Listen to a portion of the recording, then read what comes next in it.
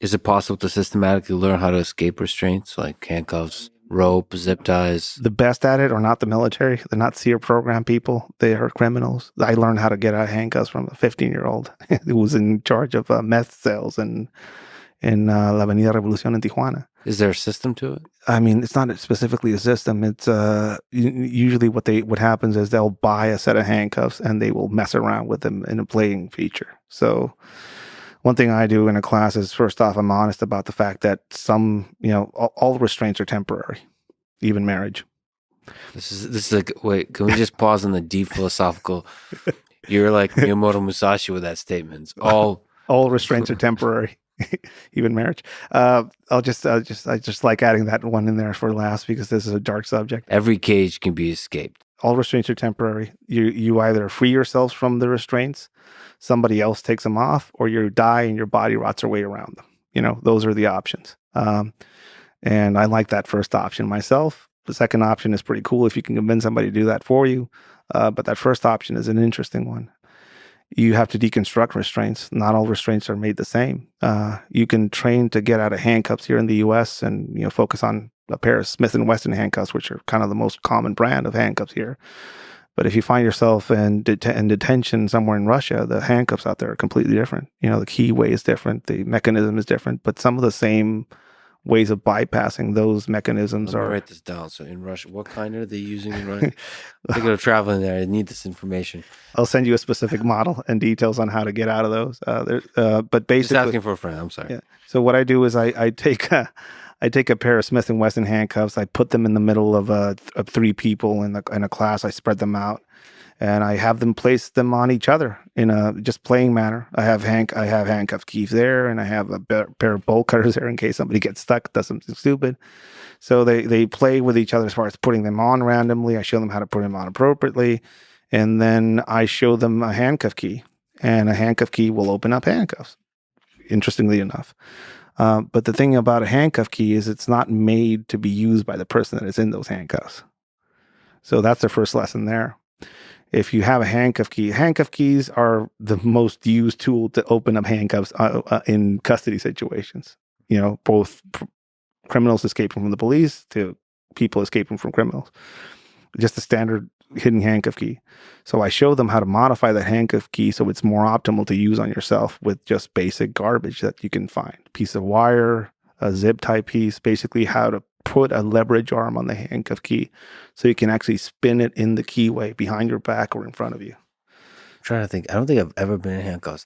Appropriate way to handcuff somebody is palms out. How much restriction is there in terms of... There's a lot. If it's a hinge handcuff, there's a lot of restriction with no chain in the middle. Can you reach back? You could try and reach back, or you can basically put yourself in a not compromised position and feed the most of your palm meat into the handcuff way. So when they shut it on you, you have more space to work with. So you can spin your hand. We call it passive resistance. Again, you go through a process with them where you deconstruct how people are handcuffed, handcuff keys, and how to modify handcuff key to be able to use on yourself. And all of these things they're constructing as we go. So they basically, hey, what's a grinding surface? Well, there's concrete outside. So they grind an angle on the key so you can get a key not to go straight into the keyway, but you can get it into the keyway at an angle, for example. It's something that is out there as far as a method. You can't spin a key behind your back because it's small. It's designed to be used by somebody else opening those handcuffs on you. So you put an arm on it so you can leverage our arm so you can spin it behind your back. You learn how to put yourself in not a compromised position. If somebody asks you for your hands so they could be cuffed, you don't do this. You do that, or you put yourself in a gable grip behind your back, which is a pretty strong grip, and it's hard to spread those hands apart. It's also something that people go into automatically when they're in fear. So all of these things are advantageous for you. And you learn how not only people get restrained, but you see videos of them, because I show a bunch of abduction that's actually happening live. Again, the best thing is avoidance, but specifically when you work around restraints is, number one, learn how some of these restraints work. Number two is learning how some of the ready-made tools to get out of the restraints look like, function. And number three, which is the advanced level, is learn how to construct all of these things yourself which is, I think that is the best thing you can show somebody. For handcuffs, I just use a standard pair of handcuffs, and then we deconstruct other very specialized handcuffs that might be out there. And you show them, if you're going to travel somewhere, learn what restraints are commonly available in the environment.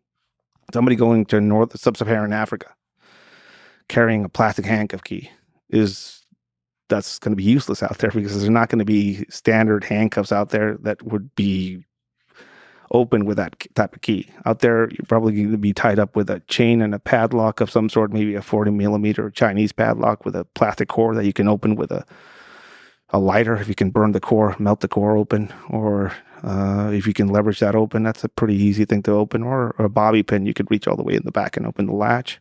What about rope? Is that common? Yeah, it is common. This is one of my favorite things for rope. Something I usually carry in some places. It's another gift for you if you want. It's a ceramic razor blade. Nice. Is it capable of cutting? Nice. Small. You can put it behind a label. I've seen some students put the Levi's label on there and just sew it back on. Mm-hmm. It is non-magnetic, non-ferrous, so in and out of that type of situation, you can get in it, and it's something you can have with you everywhere. This is a pretty fancy one, or you can just grab a simple razor blade. Actually learning how to use or leverage a razor blade between your palms and know how to go up and down with it. Nice. To be able to cut yourself out of rope. Of course, so that's just practice to do that well. It's practice, and it's also exposure to just, this is a possibility. This is how you could hide it. Again, the whole smuggling aspect comes from a criminal mindset type setting. So how things are hidden, where they're hidden. And when I talk about concealing objects of this nature, it usually comes from smuggling. The fact that I have something in a notebook comes from heroin smuggling. If you're not looking at the school of criminality, you're missing out on a big part of the equation. So for people who want to learn about this, do you teach courses on this? Do you know how to get in touch with you or learn from you? Do you have stuff online, or is it only in person? So I have some stuff on my Patreon, specifically. I have a Patreon where I share a lot of the online material. Basically this is my notebook. I have a bunch of stuff that I just met somebody in Philadelphia that showed me a pretty unique way of utilizing a box cutter as a weapon. So I wrote some of that down. I filmed some of it. And it's not for any other reason. I'm not trying to create dangerous people out there. It's like, hey, look at this. This is something that's out there, right? So a lot of that information, some of those notes and stuff like that, I keep on my Patreon. I used to share it openly on Facebook and Instagram, but that that has not been possible anymore. Well, I'm a member of your Patreon, and I recommend people sign up. It's really great because you also have philosophy. You're the the Mexican Miyamoto Musashi. So it's not just these skills; it's also the philosophy around it. Like I got that book of 5 rings before I went into training. Like I took that with me through training. The whole aspect of go to places frightening to the common brand of men. Be put in jail and extricate yourself with your own wisdom. I think he was speaking about experience. The whole warrior's journey, the hero's journey of going out there and actually risking. I think that's a pretty big basis and aspect of what the work I do and showing some of these things. There's a tendency to people to say, hey, I'm afraid to go to Mexico. What do I need to know? It's like, well, if you're afraid to go to Mexico, go to Mexico. I was in Detroit. I was pretty afraid when I was in Detroit and some parts of Detroit and the South Side Chicago. But I don't want to be dictated where I can go and where I can't go because of safety. I want to take responsibility for that myself and figure out ways of being more capable and an asset to the people around me and myself. And that comes through experience. And people don't want to risk getting a shoulder injury rolling in jiu-jitsu, or don't want to risk getting a bloody nose in boxing, but that is the way.